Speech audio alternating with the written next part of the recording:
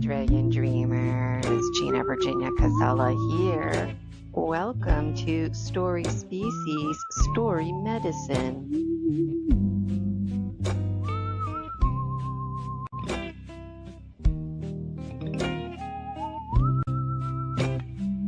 When we share our stories, we give and receive medicine.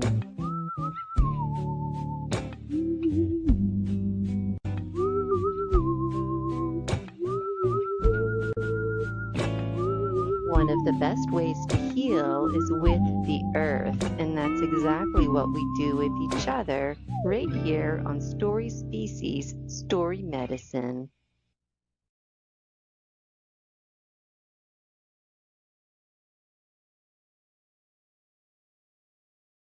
Ready to take your medicine? Hi, Dragon Dreamers. How are you doing? Gina Virginia Casella here. It's so good to be back with you. Love spending Mondays with you. Quick announcement, 2026 Story Species Story Medicine. We're going to be going live on Tuesdays, and I'll tell you all about that in my post to come in Buy Me a Coffee. So check out Buy Me a Coffee, GinaVirginiaCasella.com. Discover, learn all about me. I would absolutely love if you registered for my free Facebook group, the Dragon Dream Soul Tribe Collective, and I would adore if you registered for one of my programs. Today on Story Species, Story Medicine, I have a very special guest with us, and I've got my notes here ready. If you're like me and looking to level up, check out StreamYard. All right, I'll bring Michael to the stage in just a moment here. Let me read his biography for you first. Michael is a returning guest, by the way, and I had the pleasure of meeting Michael at the Full Disclosure Now conference in Florida just this past summer, 2024. Michael Kopf is a metaphysical paranormal investigator, author, and podcaster. And this is his third book, by the way. So today we're going to spend a little extra time with books 2 and 3. Make sure you catch the first one. We dove into book 1. And Michael's book is an ongoing series about his awakening journey. And so each book starts like that, my awakening journey, and then we learn a little bit more, whatever the theme of the book is. So Michael has always had paranormal experiences. He's grown up with them. He's also overcome many hardships growing up. Michael is very relatable. He does not want others to feel the feelings that he felt growing up, things that we can all relate to. And we talked about that when Michael was here the first time. Sense of belonging, being the confused warrior, things that all of us can relate to in the hero's journey that we all share. And what led him to this path was relating and experiencing his experiences with others. He's had all kinds of experiences that he can't explain. For example, when he was in Egypt, he was talking with ancient Egyptian gods and goddesses, and these are coming through to him in his dreams, bridging his waking life and his real life. He's extraordinarily understanding, has a strong awareness, has an ability to see beyond seeing, and this is just in his blood, so to speak. And so there's always things unfolding, all kinds of mysteries with Michael. And, on a side note, I'm cheating here and glancing at the biography, but I remember around Halloween, Michael told me that he went to an event and he was scaring people. That was part of the event. And I thought, oh my God, I can't handle an event like that, even if I know it's somebody, dressed up like a ghost or whatever, and they're not really going to chase me. I can't handle it. And so we had a lot of laughs like that because, if you want to be a paranormal investigator, then you got to get out there, right? Whereas me doing energy medicine work, it's all here. But that biological part, I find really fascinating. And it reminds me of folks like Jessica Jones and the Cryptid Huntress. And that's what I'm saying. Michael is very easy to relate and fit into any storyline, really. So Michael's experienced time travel twice in his life. Let us know in the comments if you can relate. And Rosie, she's got her tail in my face here.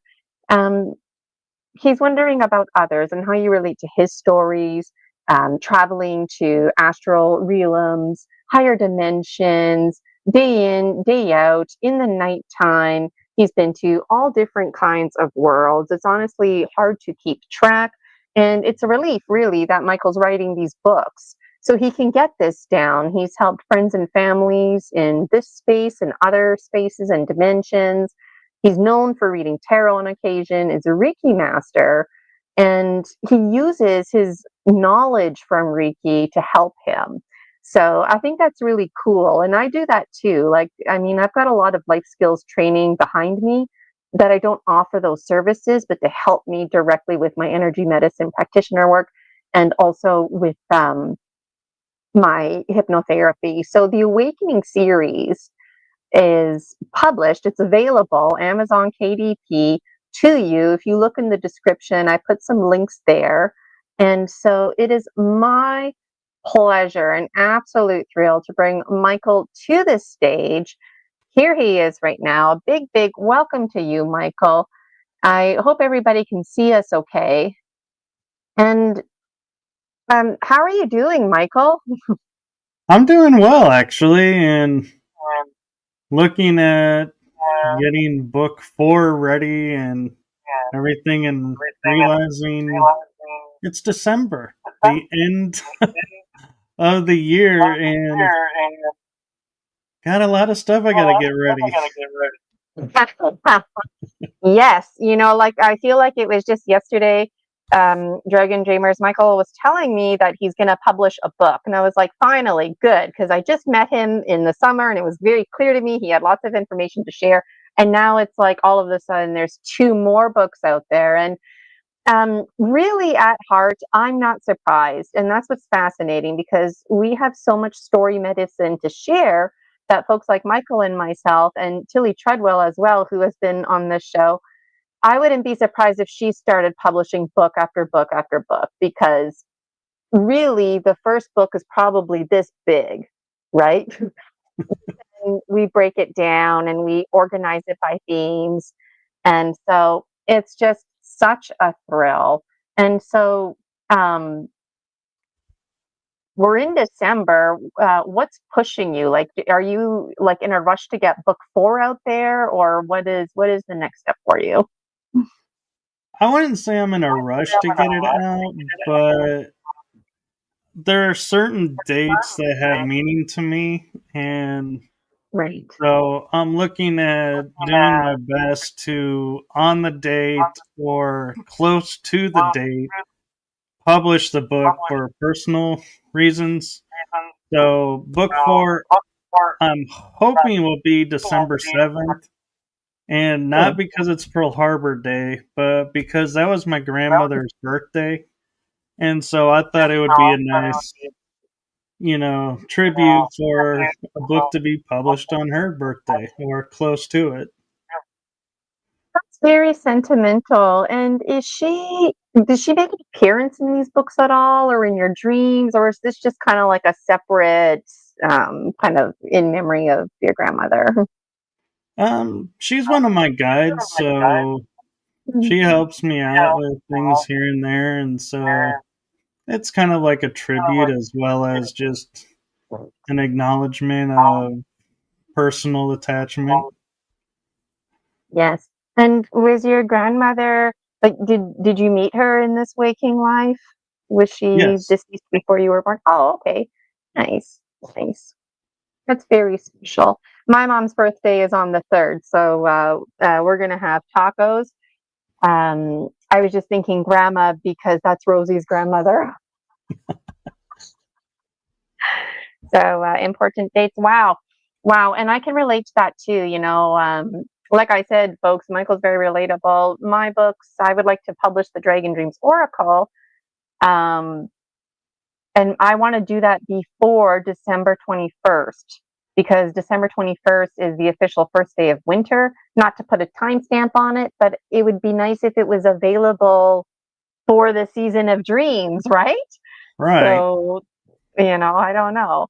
So we got some folks here in the audience tuning in with us. A big, big welcome to you. And Tony Ann, welcome to you because I've seen you following me around.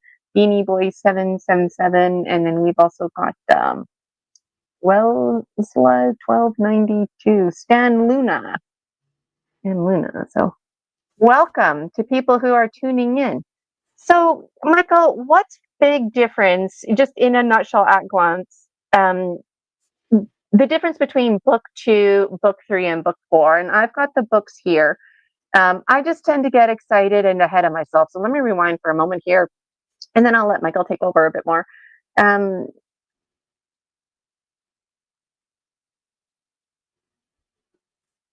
Big, big congratulations to Michael, because there's 2 more books available in the Awakening series. And I wanted to take a moment to thank Michael for his story medicine before I got carried away, as I tend to do, because it's really important. I know what it's like, to be that kid. I was born in 81, and you hear these stories. And then when I experienced a paranormal story, it just, this was before the internet, and it would have been very powerful. Somebody like myself seeing somebody like Michael on TV talking about his experiences. And so when people share out, it helps others share out, and especially children. This is all my content is not for children. Why? Because I don't want to hear it from the parents. But like all my content, is targeted for everybody, really, at heart, and children, because children, everything is a big deal to them, right?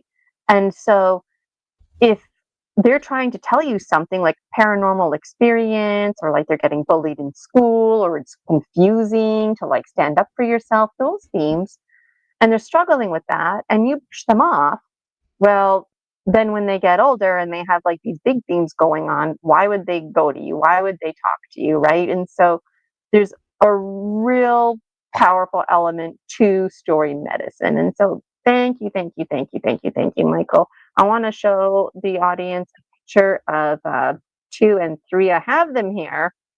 There we go. The Awakening, A Journey into the Metaphysics, and the artwork is by Selena Ingles. Here's another one. This is book 3, The Awakening, A Journey of Hidden Disclosures. My contacts are dry. So, like, Michael, if I could only buy one book, tell us a little bit about the themes. Like, what are the maker breakers between book 1, 2, and 3? Book 1, we spent a lot of time on last time. Why don't you just give us a little recap, and then I'll just leave this here so people can see that. Sure. So I'm new to StreamYard, those of you. I'll remove myself so it's Michael in the cover here. How about that? So book 1 is the paranormal side of my life. And so if you are interested in the unexplained and podcast show the energy that surrounds us and paranormal verses, that I talk about that mostly in book 1, which was my journey from before I was a paranormal investigator to current time. So I have more stuff coming, so be aware that this isn't the end of the journey, it's just a part of it. And so book 2 actually is a journey of hidden discoveries. And this book is my 3-year journey into discovering about the secret space programs and other esoteric topics or hidden topics. So if that's your interest, then this book I feel like would be resonating with you, because I only share my personal memories and experiences. I don't share what other people have shared with me, because if I don't resonate with it or able to validate it, I don't count it, so to speak. So this is my personal journey. And then We're going to read samples too, everybody. So don't worry. But just a little bit more context, Michael. Like, are you in a space program in this book? Are you? What kind of roles do you have in there? so a couple of the roles that I have is I can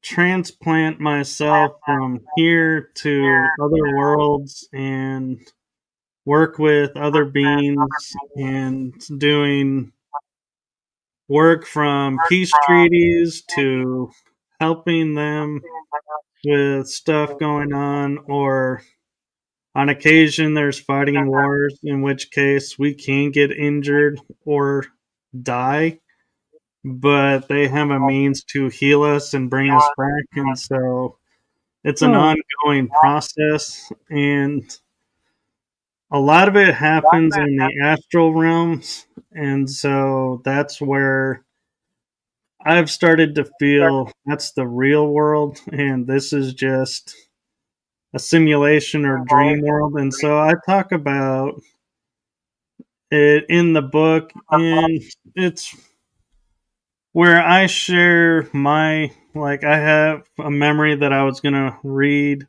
and share with you.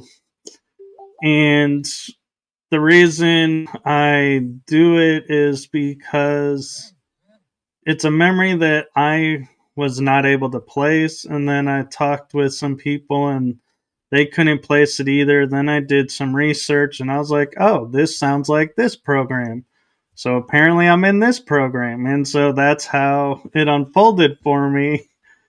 And so there are memories that I share that I'm like, is this related to the programs? I don't know. It sounds like it, feels like it, but I don't know. And so I leave it up to the reader as well to go, is this or isn't it?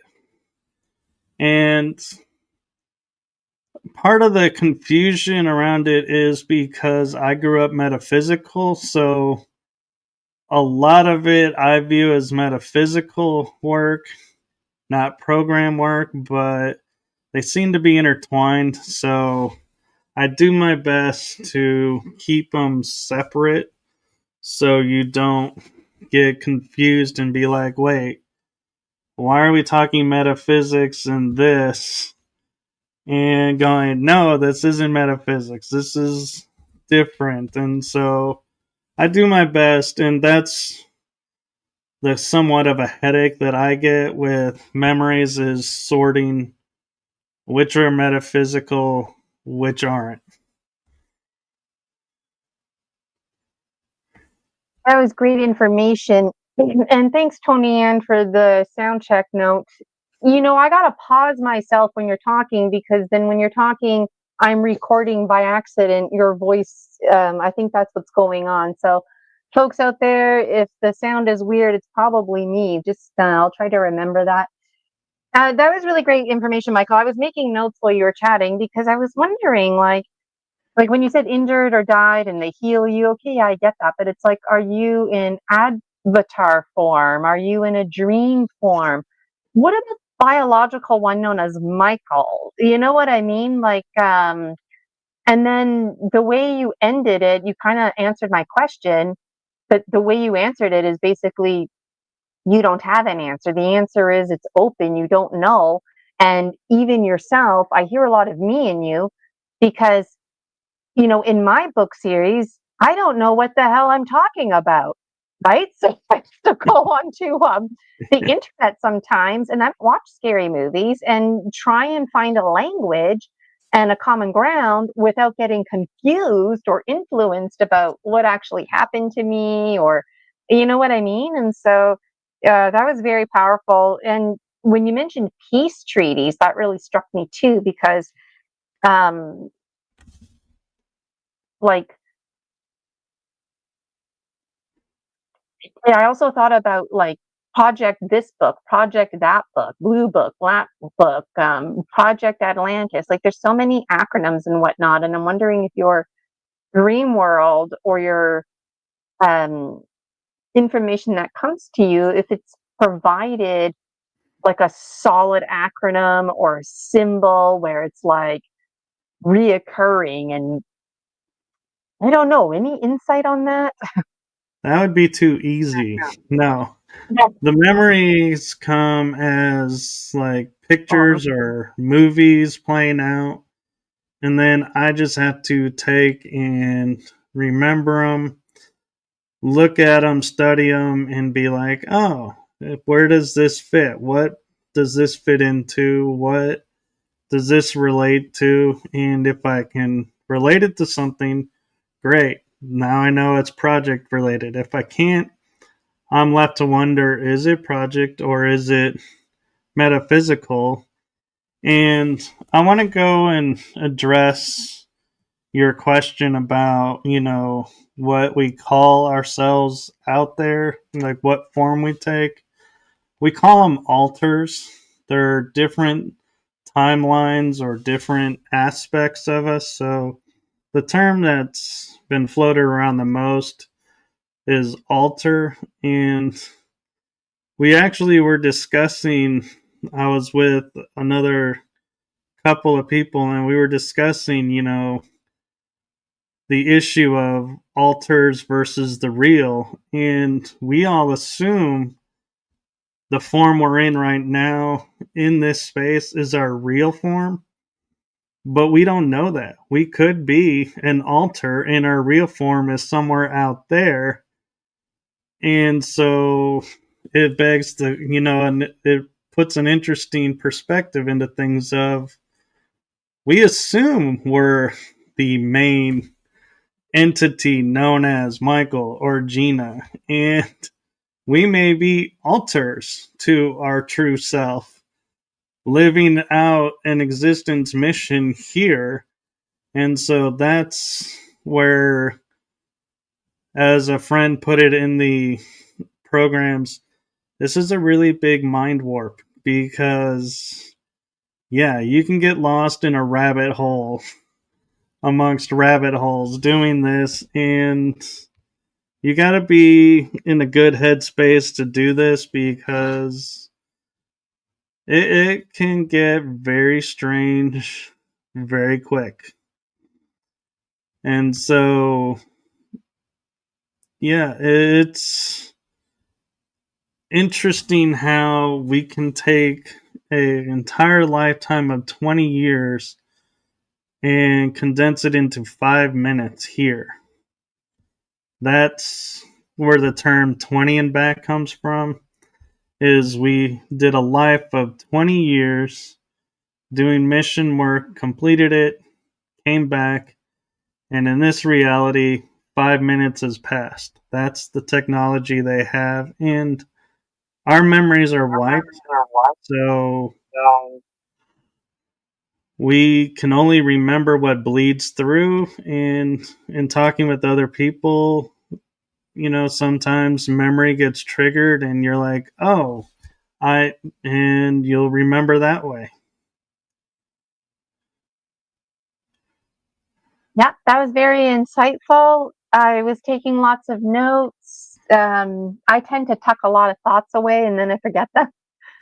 So I try to take some notes. Yeah, like super soldier programs and whatnot, whether it's called that, whether it's government or not, since ancient times, people have been messing around with science and technology and bodies and really pushing the limits. And um, you know, when you talk about alters and like who's who, right? And in a novelty sense, I was thinking about Mad TV years ago, making fun of a movie with Arnold Schwarzenegger about clones, and there's like a clone baby, and that's the thing, they don't know who is who, and then it turns out like the clone, in all seriousness, believes that he's the real guy, but really he's the clone, and so they make fun of this, right? But like those things are not funny anymore. Those things are like, whoa, this is actually lending, like your book, it's lending um, a form, an image, and a structure that we can process to provide us with this information. And it makes us feel uncomfortable because there's a lot of stories out there that people are telling that are not true. And yet we know there's lots of stories people are telling that are true. And we know that we have our own stories that we can't explain. And I took note of something just for the sake of mentioning it, because even though somebody like myself has had spiritual experiences my whole life and whatnot, it's only the past few years that I'm starting to not watch scary movies, but starting to be open to some of the language and ET categories and whatnot, just so I can have a common ground and know what I'm working with here, right? And I swear, in all seriousness, when I hear the word altar, I thought an actual altar, like the church altar. And so I was picturing like, something special, like a candle, and you have like a rock that represents you, and you do something special, create a story map with it, a sand painting, something spiritual. That's not what it means at all. But I was wondering, like, have you ever heard of, instead of like altar in the way that I'm talking about, where you would like worship and honor like the little statue that's you every day, because that statue is like the biological you, and then you, the spirit, you get to go off and have fun. I'm having a hard time explaining this, and that's another reason why story medicine is important, uh, because it helps us digest what we're saying. um, how do you determine an alter from a clone, from a biological? What are clues? So altars are our clones. They're the same. They're interchangeable. And so how it works is me being here right now talking with you could be the main version.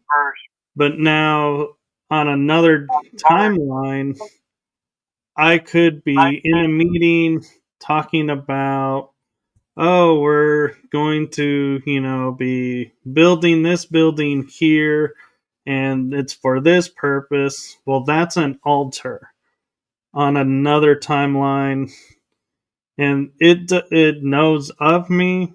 I don't really know how much we connect and interconnect, and how much our alters know of us or the main knows of us. But we also, though, this is going to really mind warp some people, is the term doppelganger. Those are clones that we feel are our alters that are operating here on this world at the same time. But the catch is the race or the military that's running that clone program is very careful not to have the main and an altar or another altar meet another altar in the same space. And an example of that was, I was picking up clothes from my mom's store because she hurt her shoulder. And when I walked in, the store clerks are like, "You're back." And I said, "I just got here." They go, "No, you literally just left 10 minutes ago." They said there was an exact copy of me in the same store 10 minutes apart. And that trip, I had a little bit more traffic than normal, so I was actually later than I was supposed to be in my plan. So I now think of it as, oh, so the powers that be manipulated everything around to make it so my doppelganger altar could do what it needed to do, I could do what I needed to do, and we never crossed paths.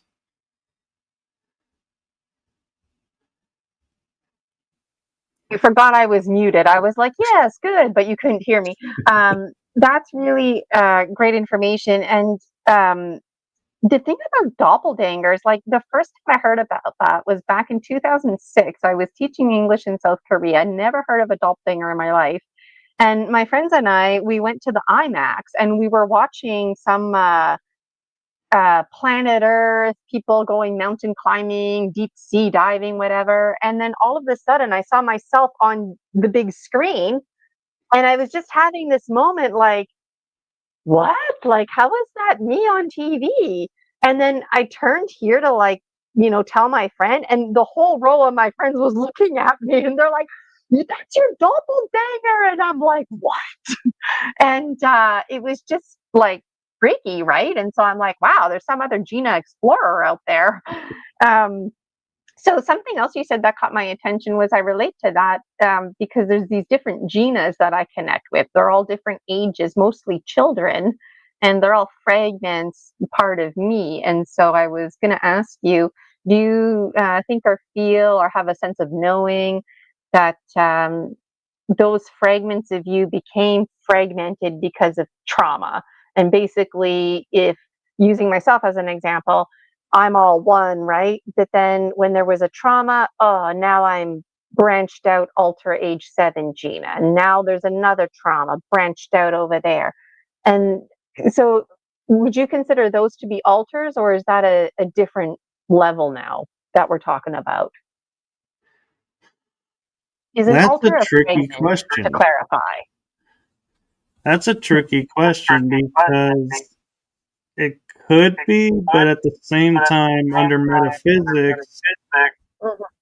it could be something else. So, an Right. altar is created by a trauma schism where your consciousness is ripped from your body and then downloaded into that clone. And it goes and does what it needs to do, is trained to do what it's need to be done. So, an example is I could have an altar that's a trained assassin. I can have an altar that's a trained monk. I can have an altar that's, multi-billionaire. I can have a, super soldier altar. I can have a werewolf altar. They're not limited just to human.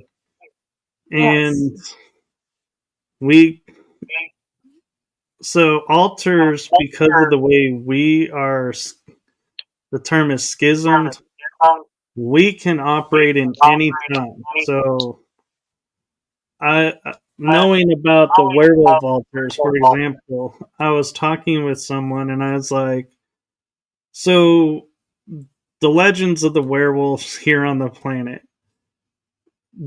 I'm starting to feel like they're us and we created those legends by getting witnessed when we weren't supposed to be witnessed, and that's why there's no real tangible evidence, but people have claimed seeing.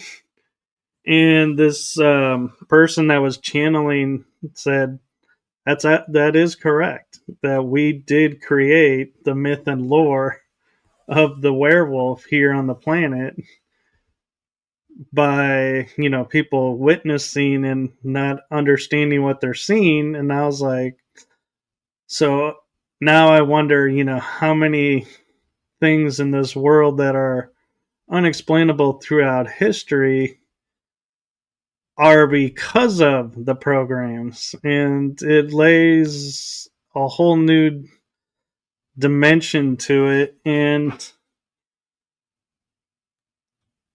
and thinking about what you were asking too is, the body is a really powerful machine, and the mind is as well.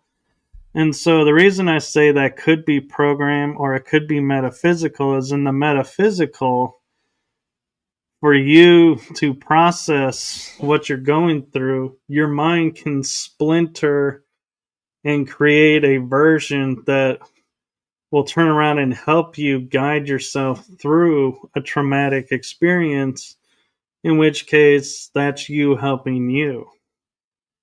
It's not an alter form of you here. And so that's where, like, it becomes confusing who's doing what, because it is possible an alter can come and help, but it also could be your own self helping yourself in a way that it makes sense by creating an imaginary friend, so to speak, version of yourself that'll Yeah. help you through it. That happens in your books. That's basically what your books are about. It's about you and your real life and how this is all bridging together, It is. you know? And thankfully, Michael's here to give us this insight, because I don't get hung up on it. I did fall down the rabbit hole a number of years ago where I was like, I need to know every category and how everything works. And I let it all go, and that's part of my story medicine, is just, taking it in for what it is. I feel like as a paranormal investigator and also writing your own material, you can't help but weave between the medicine wheel and all the power animals, because everything that you're saying has to do with all of them. Like hummingbird in particular, rising to the level of art, hummingbird associated with images. That came to me a lot when you were talking, and just like lots of connections there. I'm noticing Sergi. I have Translate on Facebook, but I don't understand your comment. If you can put it in English, or if there's a translator there, I'd love to read it. I hope it's appropriate. Does It looks Russian, so it look I'm not Russian? sure. Looks pretty cool, anyways. And thank you, everyone who's able to tune in live. What I want to do before I forget too is ask Michael this right here.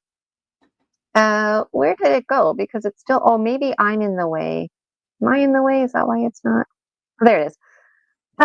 So the crystals, like, where are you in this picture? Is this like just like a general picture, or is this a certain scene where it's like, where are you? Tell us about this. Okay, I'm glad you asked that, because there is hidden symbology in Oh, every cover. And so Selena does really good at taking what I'm envisioning and bringing it into reality. And so this cover with the metaphysics, the crystal is symbology of knowledge that we're tapping into. And so it's not a place, but there are crystal caves and crystals all over this planet that contains information and energy that we can tap into and use.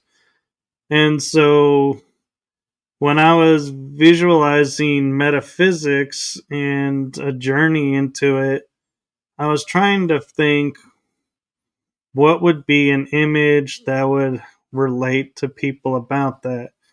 So I had used AI to create images to work with, and what we decided in the end was this crystal that's sharing energy with me, and the stars above is to show that this is not physically here, it's out there, it's in the mind, it could be anywhere, but it's showing tapping into wisdom.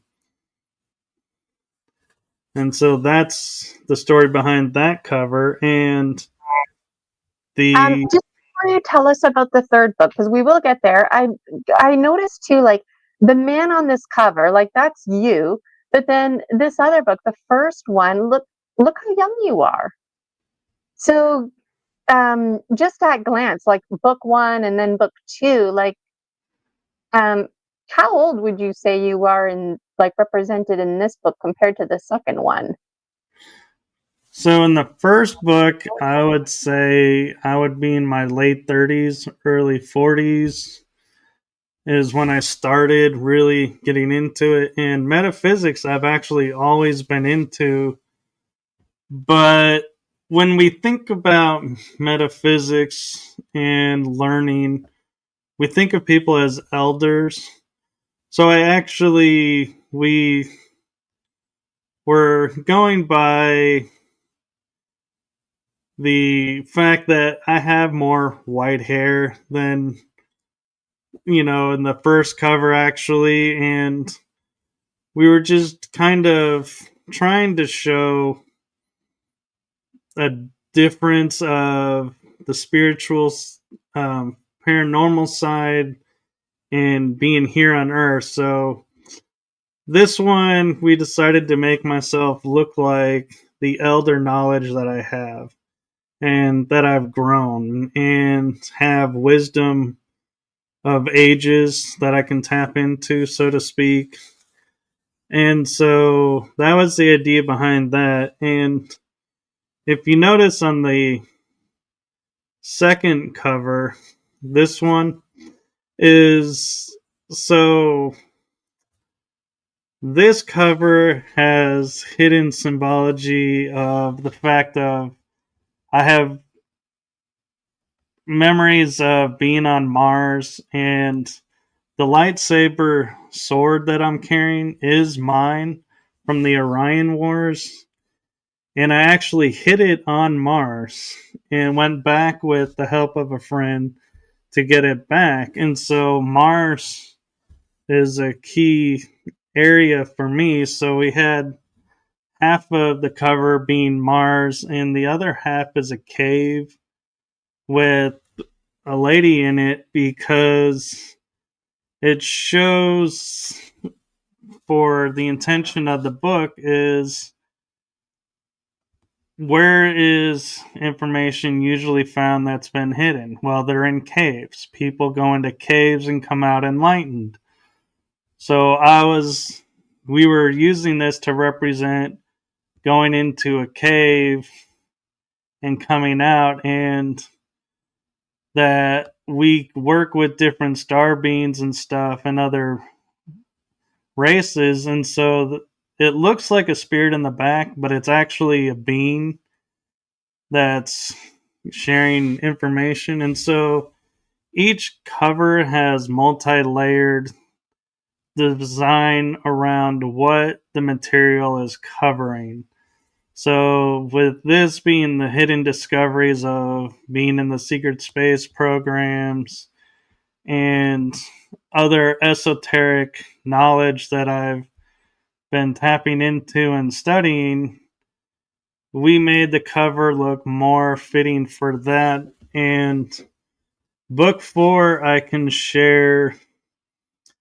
I don't have a picture of the cover yet. We're still working on it, but it's going to be a much different cover with more hidden symbology in it. And I'm not quite sure if I'm going to make myself recognizable or not, because it's going to be a much younger version of me. Because book 4, I will tell you all now. I will be back on December 22nd to talk about it on this show. But this book is my personal life from birth to current. So it's not going to be the paranormal side of me. It's not going to be the metaphysical side of me, the esoteric side of me. It's going to be my life's journey growing up here on Earth. And so I'm kind of excited to share some of what I've learned and what I've come through at different stages of my life. And I will tease that book 4 will actually be the only book in the series that has a table of contents and chapters. So it's actually divided into chapters because of how I wrote it. So I'm hoping it'll be a fun, in-depth read and everybody will enjoy it. But Maybe it'll have page numbers too. nope, no page numbers. Does 2 and 3 have page numbers? I know book 1 does. I don't do page numbers because I have the mindset of when I'm reading a book, if I look and I know it's say 120 pages and I'm reading and I'm getting into it, but I look down and notice I'm on page 30, I'm like, oh my God, there's a whole lot more to this book. And I Yeah. start getting in the mindset of, oh my gosh, is this going to end? Mhm. Where since it's written as a journey, I'm like, as long as there's no page number, you just keep turning and going, is it going to end? Are we going to keep going? And it's like an adventure in itself. Yeah. There's a beginning, a middle, and an end. Maybe you should do that. Part 1, part 2, part 3 instead. I might write Thank it you. into a script and make it a movie. You could do that. I'm trying to make mine into a movie. So, you know what? It's just a matter of finding somebody to do it right. And I'm sure lots of people who are publishing books are going to start making all kinds of movies because the technology is available now. And it's fun, once you get the hang of it. I always have so many more questions for you. We've been talking though for about 50 minutes. We still have to read. But I was just thinking to myself, like, yeah, you might, um, you know, find yourself in werewolf form or something like that, but also the fact that we make up the stories of the monsters because we are the monsters. Life is like Scooby Doo. The monster's always, pulling off a mask. It turns out it's not a monster, and it's us.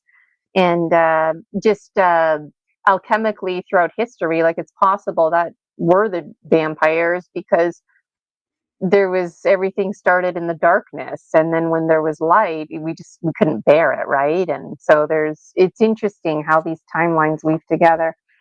But that's why we have to keep having Michael come back here. And what's nice too is because you're a returning guest, we don't have to spend so much time reiterating information. People will catch the replays, and then we'll just get into a nice routine where you come on here and we do a quick recap and get busy reading, which was my intention today, but I just couldn't help but chat away. So if we start with book 1, um, are you going to read first, or is my part first? I wasn't sure. Both of Michael and I are reading today. Well, I can read from the Hidden Discoveries book first, and then you can read your part, and then we'll read from book 3. Yep. I cut and paste it, so I just need to cut and paste it into the teleprompter.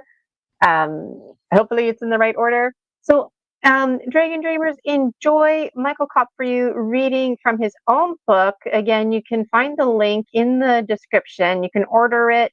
Amazon's really great. You could have it by tomorrow, possibly. And I'm going to remove myself from this stage, and then I will return. So take it away, Michael, and thank you so much again for your story. Thank you. And so this is from A Journey of Hidden Discoveries. This is, I have a memory from which I was a preteen and again as a teenager, which is something I can't explain. It is a memory that I can't place, but I know is me. The memory is something I will try and explain here. In my memory, I am being summoned up to my fleet of ships in space watching over some stargates. I arrive out of body onto the ship and walk onto the bridge. I address the officer in charge and ask what I was summoned for. The officer proceeds to share with me that there is a gate activity that is unable to stop, and there is no response. This is against galactic law, and therefore I look at the officer and I say, I will deal with this, and thank you for bringing this to my attention. I walked on the ship to a room that had led to the top of the ship. I changed into a special suit that was designed just for me. The suit was a bluish color and had no markings, but was very form-fitting. I did not wear gloves or a helmet with it. My boots naturally fit to my feet, and adhere to whatever surface I walked on. I then make myself appear on the top of the ship in space. I look back and see the planet Earth below and behind me. What a sight to see from space. I do this every time I enter space. I walked on the ship with no effects from being in space and stopped when I reached a certain spot. I sensed what was coming through the Stargate and determined what the next course of action is. I oversee this fleet, and protecting this Stargate and region of space has been my responsibility. I determined that these ships were not cleared for this and raised my arm. I held my hand up and energy formed around my hand.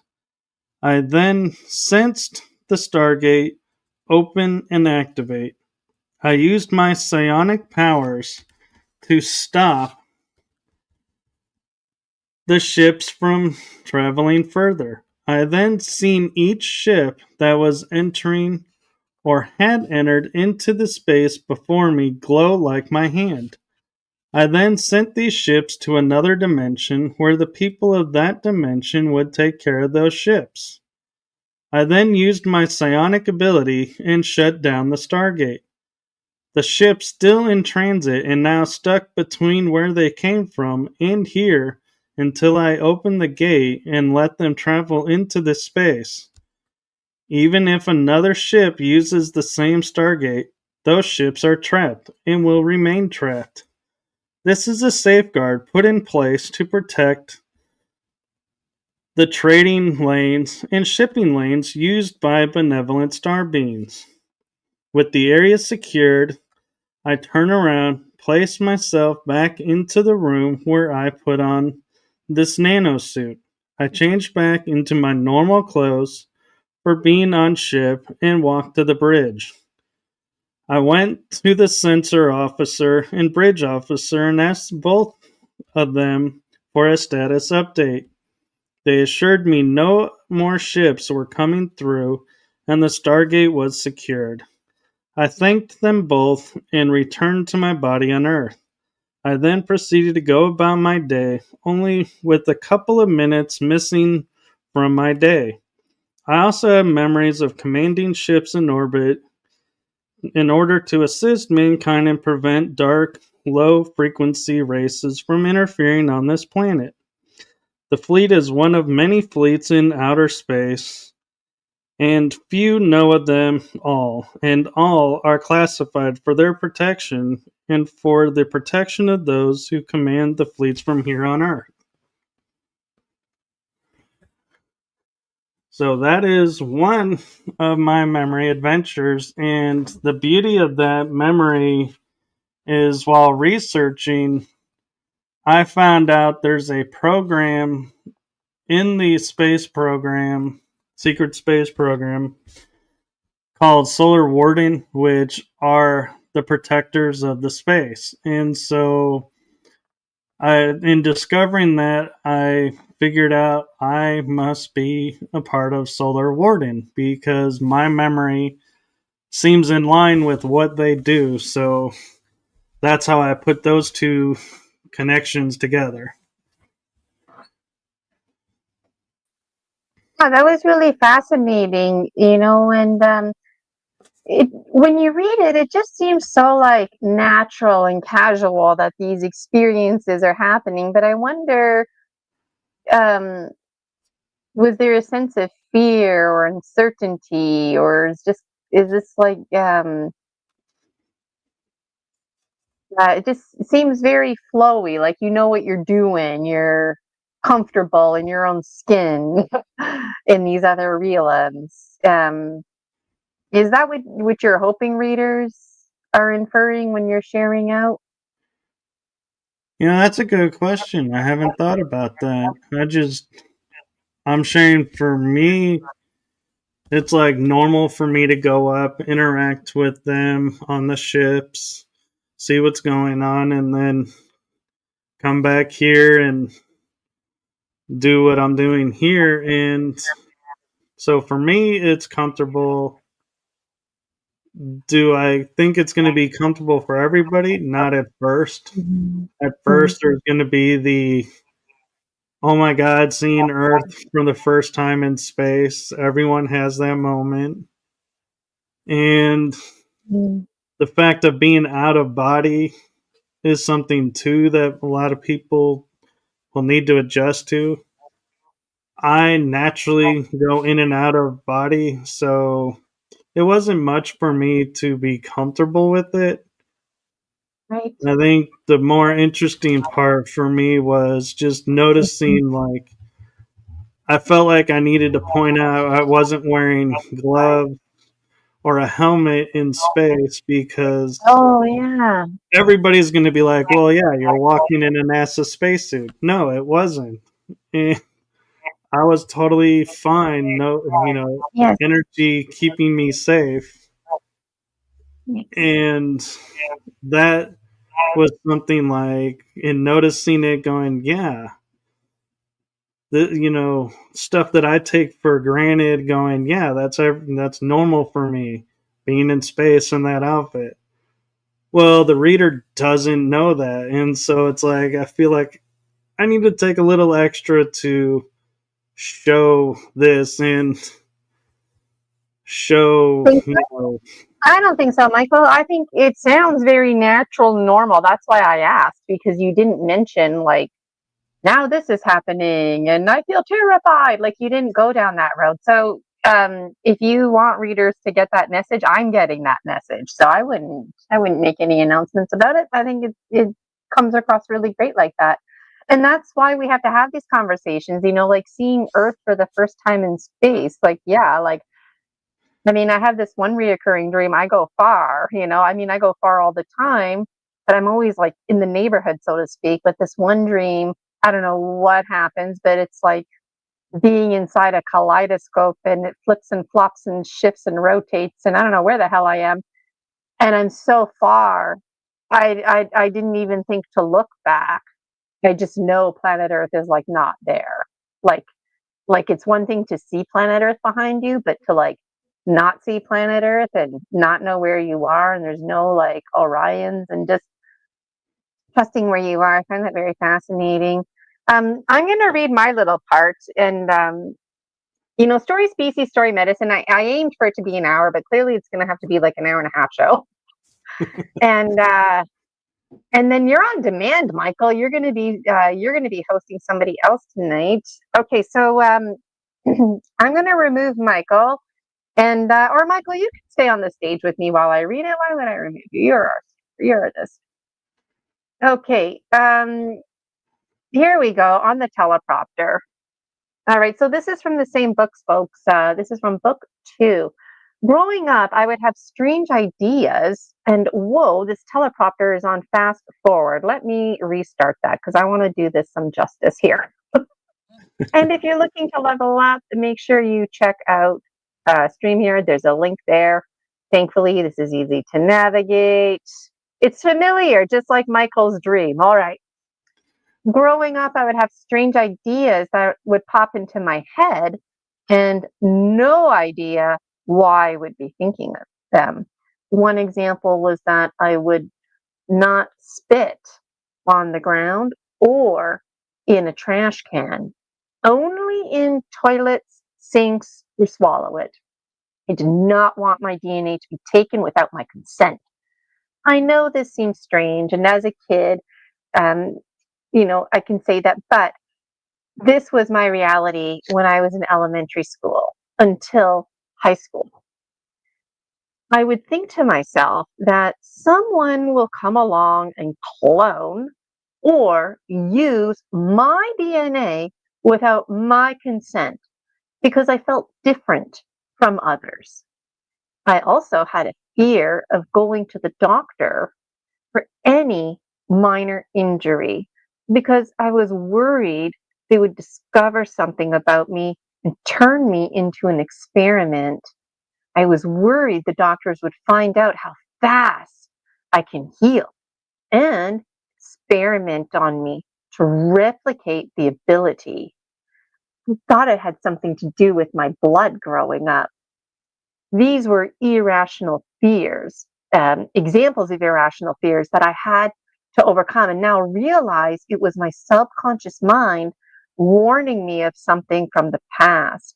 Little did I know that those irrational fears were just the start of my unfolding.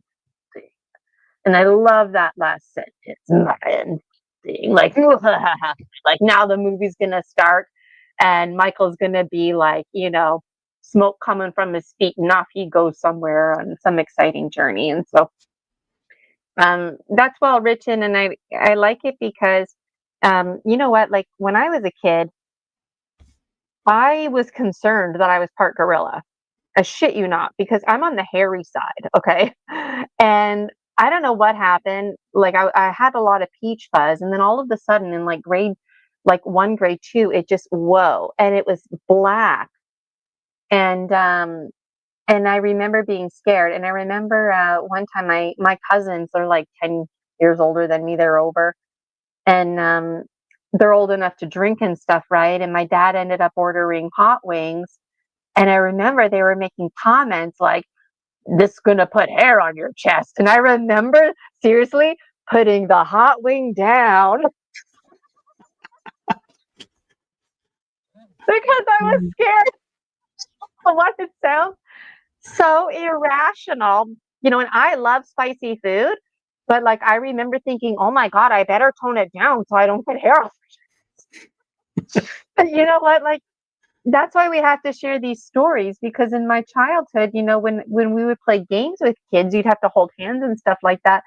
You wouldn't catch me dead in short sleeves or tank tops, right? So some of the kids, it was like a secret. I'd show them my hairy arm. Oh my God. And then they would feel uncomfortable holding my hand because they were genuinely scared that it might pass on to them or something like that. And so I couldn't imagine being like you're in your shoes where you think something's wrong with your blood, and even just doing something like a haircut, like that didn't even cross my mind. It didn't cross my mind. It was probably for the best, right? Probably a good thing.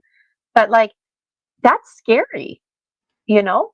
And I believe, I don't, it's just my own personal belief that there are experiments going on, government and non-government, um, trying to get like gorillas, because they're very powerful, to fight for us, to train them to fight for us. That was an experiment that took place. And then also trying to like clone people with stronger species like a gorilla. And so in my child mind and evolution, it just, all of that came together. It was confusing. It was scary. And then when two angels came out of my wall, no wonder that pushed me over the edge and I ended up in the special education classroom. Right. So like, we can laugh, right? But wasn't that long ago, there was a little girl that was scared, and there was a little boy out there who was scared, like, I don't know. What are your thoughts, Michael? Well, what's actually, you're going to find this kind of funny is I had never thought about haircuts. And so now I'm sitting there thinking, oh my God, you're right. Getting a haircut would be putting my DNA on the ground. That Band-Aid you put in the garbage. So yeah, I'm like, wow, I didn't think, I always thought about it. Either it came from DNA, came from the blood, or from saliva. I didn't think about the hairs. And so, yeah, I was always comfortable getting the haircuts, but now it's like, I'm like, oh, maybe that's how they did it. That's the child mind, right? That's the child mind. Like, what if you and I were back in time and we were in the same classroom, and you had a drink and I snuck a drink from it? Like, am I now possibly stealing your DNA, and then now I'm going to go spit, and because I have your spit in my mouth, kind of thing? Like, kids behave like that, Wow. Wow. Yeah, And only in toilets, right? Because you see, the mind's number one job is to protect. And really, just kind of going back to a comment you made earlier about animals and how, in these past lives, we're not always presented as the Homo sapien sapien form, which could freak people out too, right? But in the natural world, when I think about the predation cycle and the food chain and how it all works, symbiotic relationships, I think about water when you say toilets. And for animals to cover their tracks, what do? They walk the water, right? Right. And what are you doing? You're disposing things in the water. Like there was some kind of intuitive give it to the water, and the water will protect you because it will protect the scent. It wasn't just about DNA. I feel like there's a storyline there where you were being protected, some kind of feminine divine energy, I don't know, water connection. So now in this life, in your childhood, you're like, you got to spit, but you're like in the water, like in the toilet, right? Because I could see you as a kid swimming, and there you are in the water, and there's like, water gets in your mouth or whatever, that's fine. But if you were out of the water as a kid and for some reason you started drooling because you were eating sour candies, like maybe that would make you uncomfortable and you would grab a napkin without even thinking, this way of knowing. Or maybe you would run to the sink and splash water on your face. And so I wonder if what I'm saying right now in this moment is triggering you in a positive way, just bringing back memories, or maybe tonight, the next month, you'll have dreams. Keep me updated, because that's another reason why story species, story medicine is so important, because I believe that you're in my dreams too, and I'm in your dreams. And it's not a matter of if, it's a matter of when we're going to be like, that's you in my storyline, that's you in my storyline, right? Right. And in full honesty, the reason I would spit in water sources is because in my mind the water would corrupt the DNA sample, so they couldn't use it. And so somehow, as like elementary school, and I'm talking like grade 1, 2, 3, I had enough knowledge in my head to go, if I want to get rid of this DNA sample from my mouth, I got to put it in water, because water will break it down and make it non viable.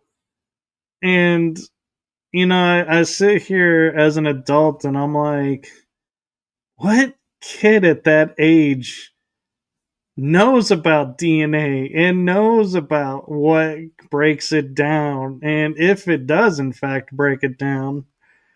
And so that's where it's like, I'm like, that's why I call it irrational, because no kid should rationally be thinking about this. Yes, and just for folks tuning in there, Michael and I are in the same age group. This was before Jurassic Park. Jurassic Park came out later on when we were like in grade, 7, 8, something like that. So those kind of conversations weren't really happening. Sometimes I feel like we need to even remind ourselves, so the creativity and ways of knowing really coming through, Yeah. right? So. Well, and a funny thing too, as you bring up Jurassic Park, when I would watch those movies, I'd always be like, why are you creating the meat eaters? The herbivores that won't kill us are so cool. Why are we doing the meat eaters that want to kill us? I know. I have dreams about dinosaurs too that they're not even published yet. I still have a suitcase here. But if you're okay with it, Michael, are you okay sticking around for another 20 minutes or so? Sure, Do you have time to read that other passage? I can. Okay. And I think from now on, I'll just make story species, story medicine. This is the 8th episode, an hour and a half, because you know what? Takes time to read, and then I like to digest things. I can't help it, like the teacher in me. Random connections, like the toilet, the flushing, the water, stories that come up, like me and my hairy body and the fear of getting hairier because of hot wings, like that kind of stuff. Um, and the joy that comes from sharing stories and the ability to look back and laugh at ourselves is really important to me. Um, Yeah, so thank you you again, laugh, Michael. but Oh, I have one of that's my good. own Sorry. from that. What did you say? I was talking over you. Sorry, I was saying you laugh about, with you and the hot wings and the hairy chest.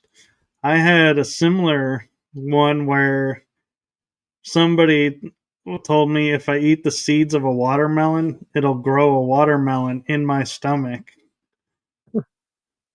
What you got to do is wait for a pregnant woman to walk by, and that's when you tell that to children eating watermelons. You see that woman over there? She ate a lot of watermelons. She had a watermelon. Now it's growing inside of her, you know. Okay, well, I'm going to remove myself from the stage. This is Michael Kopf reading his own works, book 3. Here it goes. And I always feel bad for leaving. I don't know why. I'm here. I'm just in the background. But I'll Oh, remove it's myself fine. from the So this is book 3, Journey into the Metaphysics. This is my copy, so your copy won't have that not for resale stripe across it. But here we go. A soul family is something I want to take a moment and share what I have discovered this means to me. We all have brothers, sisters, cousins, nieces, nephews, aunts, uncles, grandparents, adopted siblings, adopted extended families. These are family, yes, in an earthly term. A soul family are people around you that come when you need them and help pull you out of the darkness or shadows. Lift you from the darkness, feel what you are feeling, know you on a deeper level. Some soul family members may be your earthly family members. Some come in the form of friends, strangers you connect with along your journey for a while, and other deep connections. Soul families are not related by blood. They are related by energy and quantum soul energy. I use the term quantum here to describe it as energy that transcends boundaries of land, water, sky, galaxy, universe, time, and dimension. This type of family is there no matter what and is never wanting anything but you to grow and learn who you truly are. Some soul family members may have more memory than others of the connection. This is natural. When you notice someone and start to talk with them in a way that is meaningful and deep, that could most likely be a soul family member connecting in the divine right time for them and you. People come and go in your life along your journey. This is due to lessons and having people support you as long as needed. This is also explains, in my eyes, why some people seem to have deeper impact in your life for short periods or long periods of time. Learning family is more than just blood was an important lesson for me in this lifetime. Guardian angels and guides are soul family, assisting from the other side. We are always around our soul family, which makes this family a much deeper and stronger connection than our earthly family bonds. Our earthly family can come to teach us lessons, and that is why families can grow apart. One lesson is achieved and learned, they will move on, and so do you. I wanted to share that part because I think everyone gets hung up on the term family and what it means and everything, and to show that it's multi-layered and that there's other family, and so it's not limited to blood. Absolutely. I was thinking the same thing. Something that came to my mind right away was my gemstone readings, because there's a gemstone that represents family, and it's open when I say that, and it's everything that you just said. So when I'm working with clients and this gemstone presents itself, I'll tell them it could be your star nation family, it could be your biological family here, it could be your work family. You know, people have different ways of knowing and understanding of what a family means. Like a brotherhood, for example, could be perceived as a family. And so what's really interesting too when you were talking was, if you want to use the word species, angels, ET, spirit guides, all of these folks are family. They're from our lineages, and that is important. And that was well read, by the way. You were nice and relaxed reading it. Any other thoughts before I read mine? Not offhand. I put the link there. Folks can find Michael's books. There's 3, and there's a 4th coming. I was thinking too, I really delight in this experience because, like, there's a respect thing here, right? Like, I believe and I'm open to whatever you're saying, and you're just believing and open to whatever I'm saying, and that's nice. You know, there's no cancel culture here. That didn't even occur to me until this moment, because somebody might be listening to this and think, well, I think this and that. I agree, I disagree. But you know what? That's okay. You're allowed to agree, disagree. You're allowed to have your own interpretations. That's all part of the alchemy and why story medicine is important, right? Some people might perceive an angel and an ET as the same thing, whereas for others, those are very different things. You know what I mean? Some care, some don't care. And I'm excited as your book series unfolds, the other vocabulary that might present itself. Maybe you'll present as an angel in a certain situation or something, or you'll present as the spirit guide assisting the fragmented or the alter version of you. So you've got at least 500 more books to write, you know, at least. Okay, let me read. This is from Michael's book, just to reiterate, those who are tuning in, I can't take any credit. My books are called the Dragon Dreams book series, which you can also find that link in the description. But what I'm about to read right now is from Michael's book. All right, and I think the teleprompter isn't on fast forward anymore.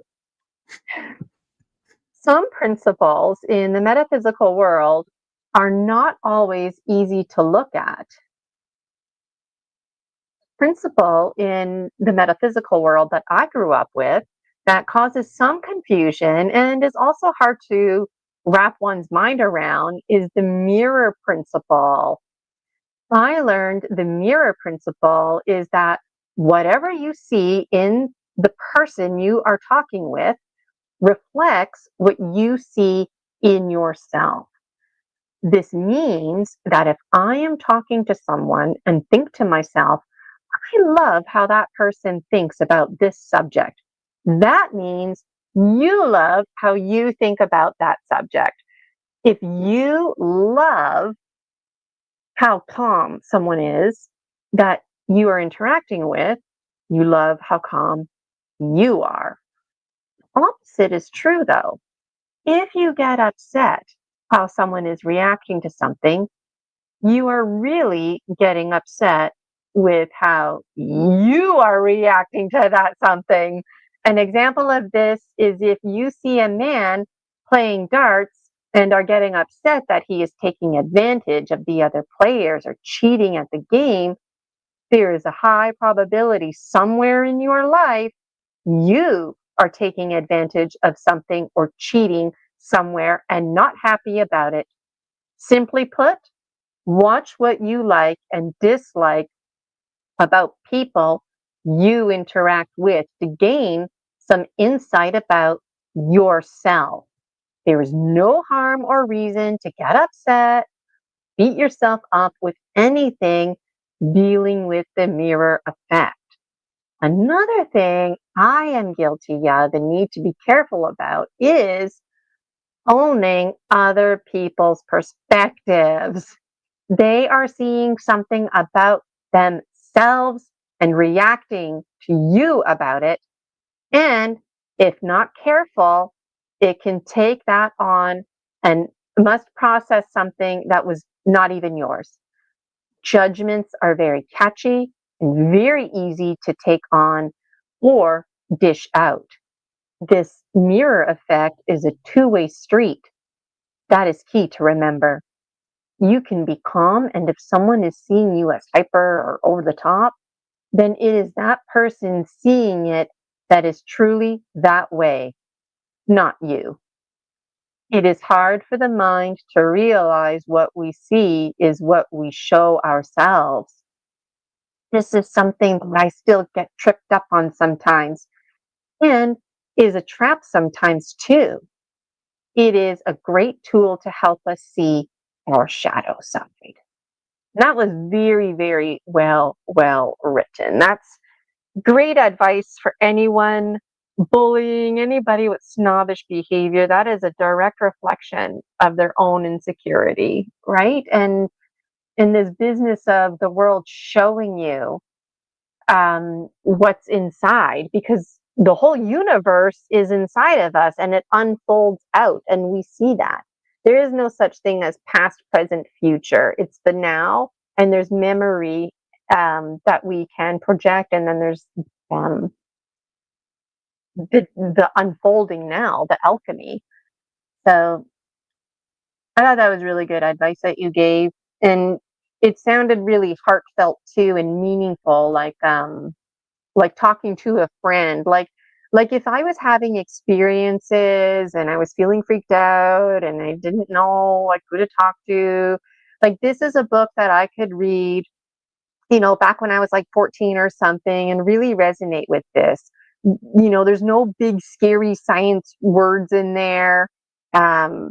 It's readable, it's manageable, and it's like having, I don't want to use the word new age, but it's like really it's the ancient future, because this is old technology that sharing feelings and counseling and insight and things like energy medicine and healing compared to today's psychology, which I feel is outdated because it's missing all of these elements.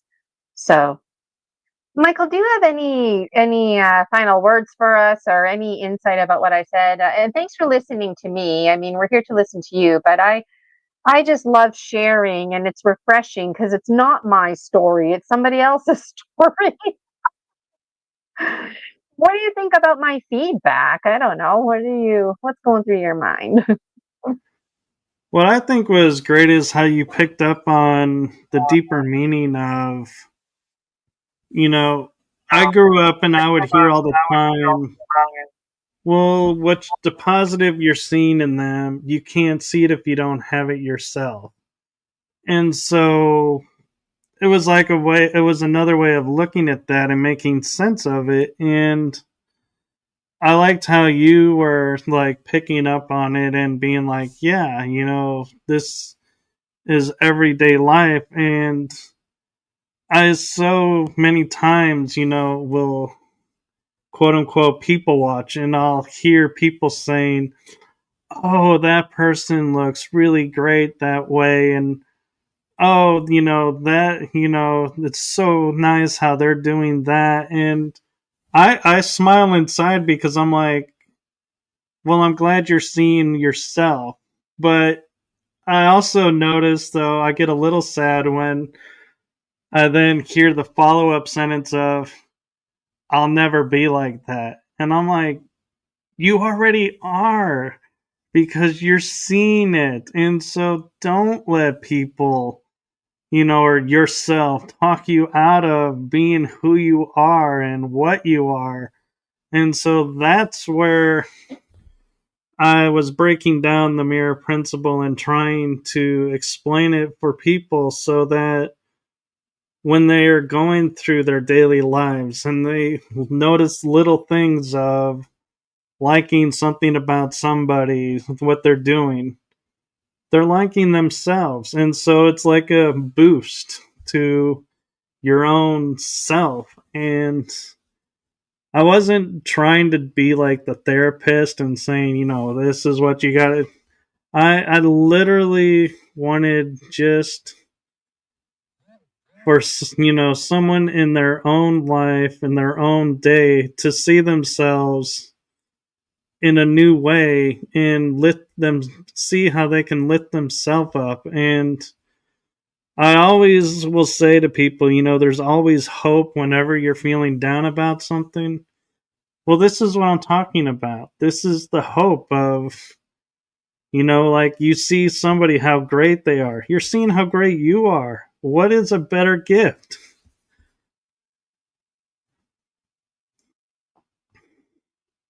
Yeah, that is amazing, and I feel like book 4 is going to be a real hit because it's going to be that part of you that's the real you, like you were saying earlier, the now in this reality, and just I wonder, like, after having these conversations now, or even like laughs, about the DNA in the water, how that might even influence your writing or your reach out to the child selves or the characters, archetypes in these books presented.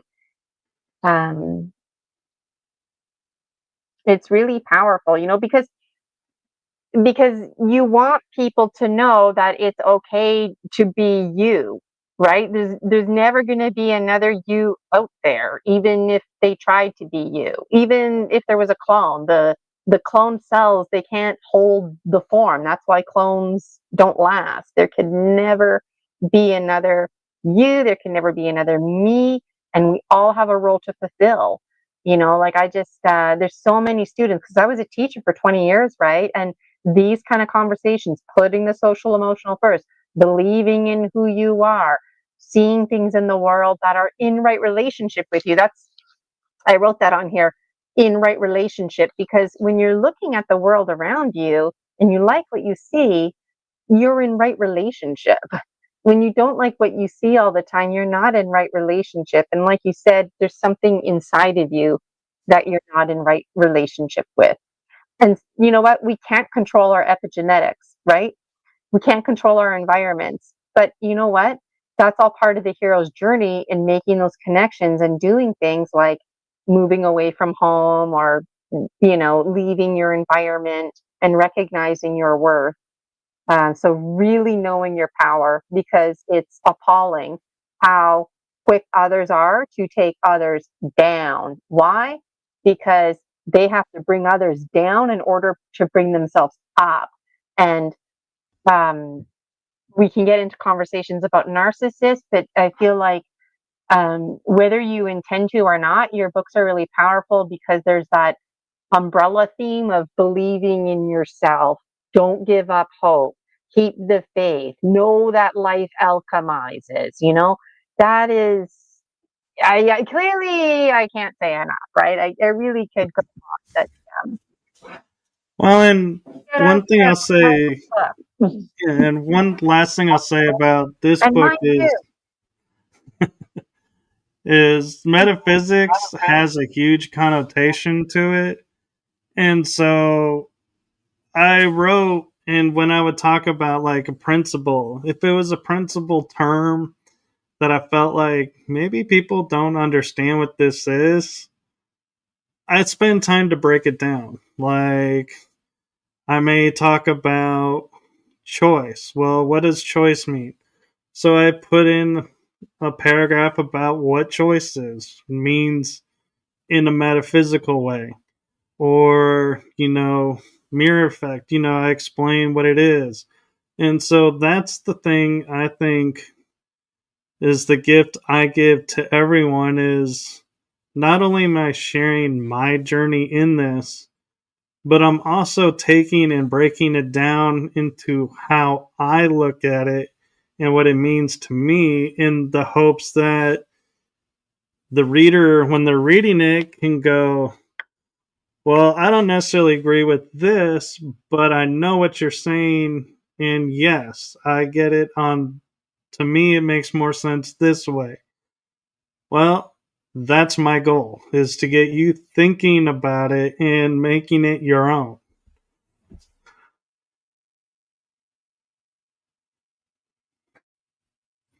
You're muted, Virgin.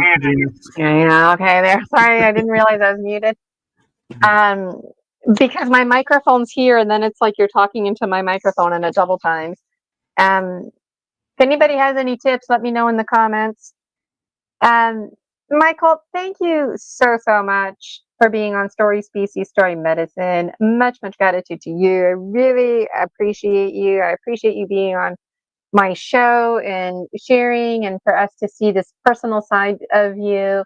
Happy birthday to Grandma. It's coming soon. The 7th is on Friday. My mom's birthday. Or no, it's not on Friday. That's November. No. On Sunday. Sunday. And my mom's birthday, the 3rd, is on Wednesday. She's still living. She's still alive. Happy birthday to her. I'll let her know. Thank you. In the not in the, well, I put it in the comments. In the description is what I meant to say, though. You can find the links for Michael's books. And also make sure you check out Michael's site, because he has amazing guests on his show. One of them is myself, yours truly, doing my mini gemstone readings and talking about my books. And so I think this month, Michael and I are going to see each other like 3 or 4 times, being on each other's shows. And so I'm really looking forward to that. And also, I did touch base with Selena, the one who illustrated this, Selena Ingles, and she would like to be on the show. We just got to figure out a date. So sometime in the new year, look out for the new schedule. Michael, any final thoughts? Just keep giving into hope and keep going forward. And if you get a chance, get a gemstone reading on Wednesday, the first Wednesday. And, just keep following along, because our goal is to always bring someone or something to awareness that'll help. And you never know, if you don't put the time in to watch, you don't know what you're missing and can learn from. So we're always learning. I know our parents told us that, and we thought that would never be true, but it is, and it's a beautiful thing. So I'm going to stop rambling now.